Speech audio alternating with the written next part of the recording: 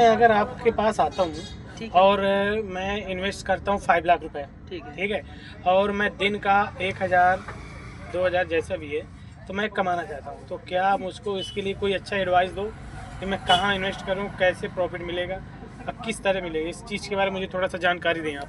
देखिए सही कह रहे हैं आप कि मार्केट में कितना पैसा फंसाना चाहिए जिसकी बदौलत हमको उतना बचत होनी चाहिए। तो बराबर। जैसे मैं बताना चाहूँगा कि एक जो बिजनेस माइंड कंसेप्ट होता है, तो उसको मैं बताना चाहूँगा कि अगर आपको 1 रुपया कमाना है तो आपको मार्केट में करीबन 100 रुपये फंसाना पड़ेगा। बराबर। और अगर आपको 10 रुपये कमाना है तो वही लगभग 1,000 रुपये फंसाना पड़ेगा। और अगर आपको 100 रुपये कमाना है तो करीबन 10,000 रुपये फंसाना पड़ेगा। और अगर 1,000 रुपये कमाना है तो करीबन वही आपको 5 लाख रुपये मार्केट में फंसाना पड़ेगा। लेकिन उसमें रिस्क भी रहेगा।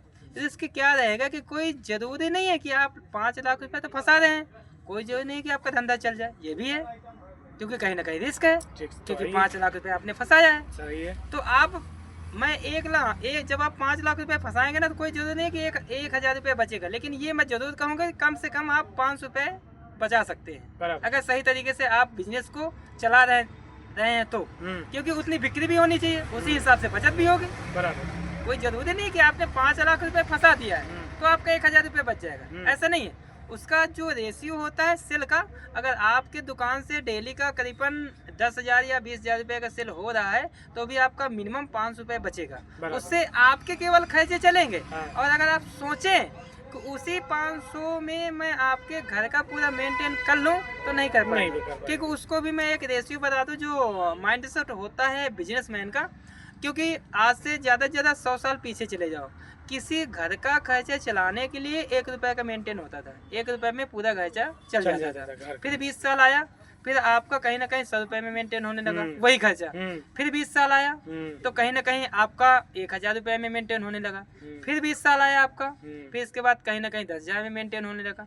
लेकिन जो 2025 चल रहा है ना, तो 2025 के हिसाब से एक परिवार को चलाने के लिए कम से कम मिनिमम 1 महीने में 1 लाख रुपए की बचत होनी चाहिए। ये केवल कहीं ना कहीं घर के खर्चे मेंटेन करने के लिए। और अगर आप बहुत अच्छा शौक और शान पूरे कर रहे हैं ना, तो कम से कम 5 लाख रुपए हर महीने आपके घर में आना चाहिए, तब आपके शौक शान सब कुछ मेंटेन हो सकते हैं।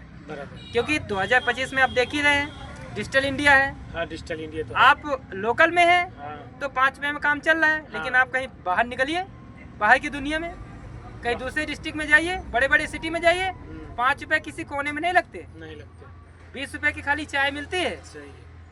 आप कहीं होटल में रुकिए, 1,000 के नीचे कोई होटल रुकने का वो नहीं देता, खाली रुकने का। और जब खाना भी खाएंगे ना तो कम से कम 500, यानी डेली का खर्चा 1500 रुपये होना चाहिए। सही है। ये है